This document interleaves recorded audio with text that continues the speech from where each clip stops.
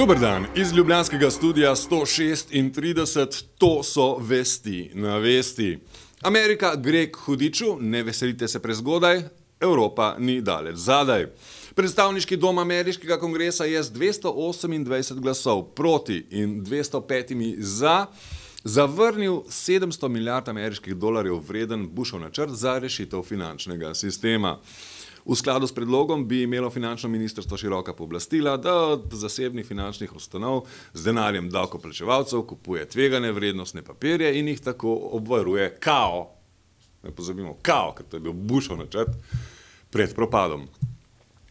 Dow Jones, to je delniški indeks Dow Jones, je že med glasovanjem izgubil več kot 700 točk, kar je eden največjih padcev v zgodovini borze. Z velikimi padci pa so takoj reagirale, normalno, je treba, tudi evropske borze. On this vote, the yeas are 205, the nays are 228. The motion is not adopted. V Sloveniji pa smo, kot da se nič ne dogaja, med tem šteli zadnje glasovnice letošnjih slovenskih parlamentarnih volitev. Takole so sortirali in preštevali glasovnice prispele po pošti. Prišle sem na upravljanje volitev. Vseh. 47 ne.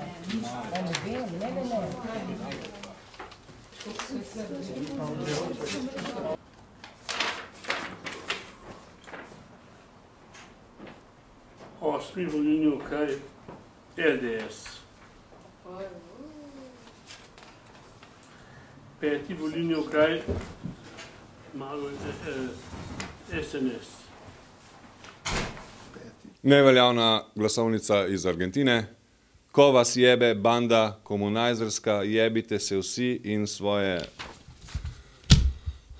Po končanem štetju glasovnic se izziv volitev ni spremenil. Predsednik SDS Janez Janša je po razglasitvi rezultatov povedal, da bo SDS poslej nastopala kot konstruktivna opozicija. SDS se tudi ne bo pritožila zaradi nepravilnosti na voliščih.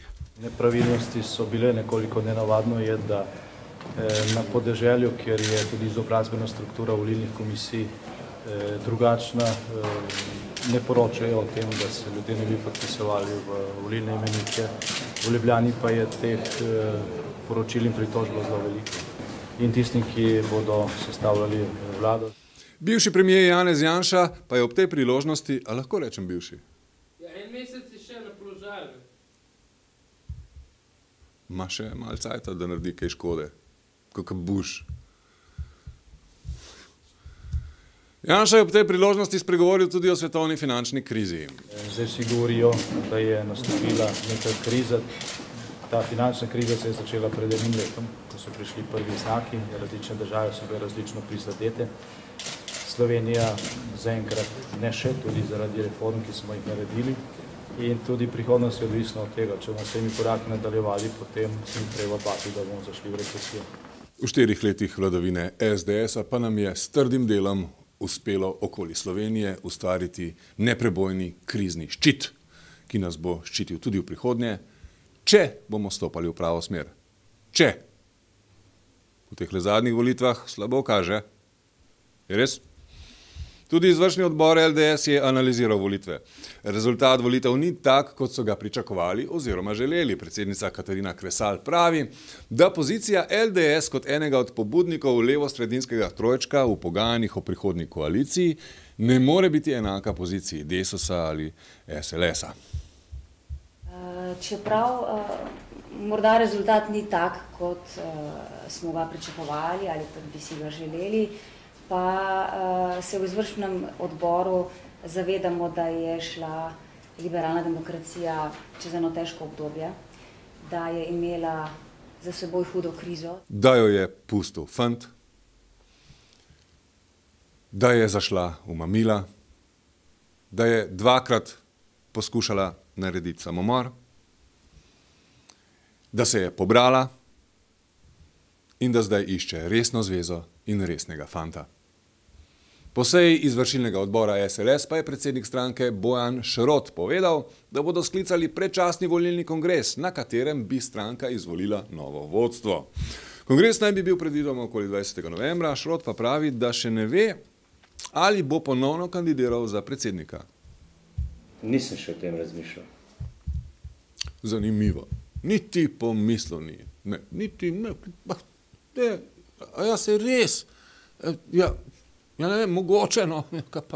Ja, moram še razmisliti. Takole pa je pohvalil rezultate SLS, ki je skupaj s stranko mladih na volitvah uspelo zbrati 5,21% glasov. Mi nismo nič skozi stranska vrata prišli v parlament, ampak čisto skozi glavna vrata. Tudi prvič se je zgodilo, da smo imeli boljši rezultat od liberalnih demokratov. Smo edina stranka, ki je glede na javnomnenjske ankete izboljšala rezultat v teh zadnjem tednu. Relativno malo zgubili glede na prejšnje volitve, če upoštevate, koliko je NSI izgubil, pa tudi recimo SNS. Uradni list Republike Slovenije je izdal knjigo z naslovom Prenovljeno pravo Evropske unije. Avtor knjige je Milan Martin Cvikl. Bravo, Milan! Knjiga je vsaj na prvi pogled, ko jo takole prvič prelistavam, zelo zanimiva in jo priporočamo v večerno branje. Ima kaj slik? Ne.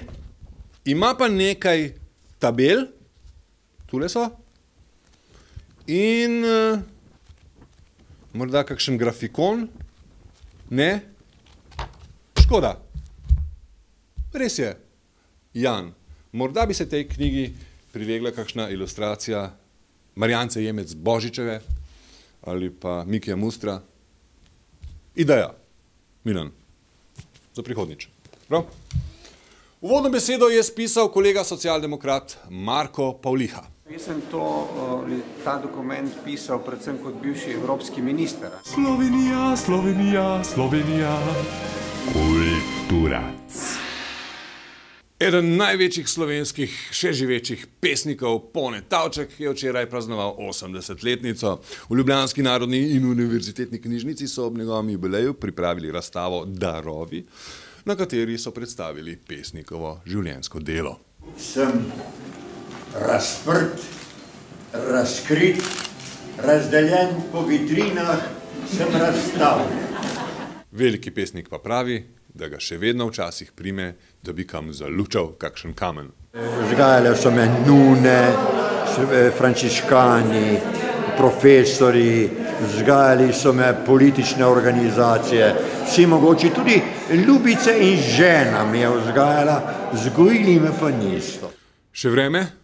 Vremena krancem bodo se zjasnila. Ampak kdaj? Kdaj, France, za božja volja? Kdaj? Iz ljubljanskega studia 136, to so bile vesti na vesti. Nasvidenje. Adijo. Čau. Grem. Pa. Tolem še zložil, pa grem.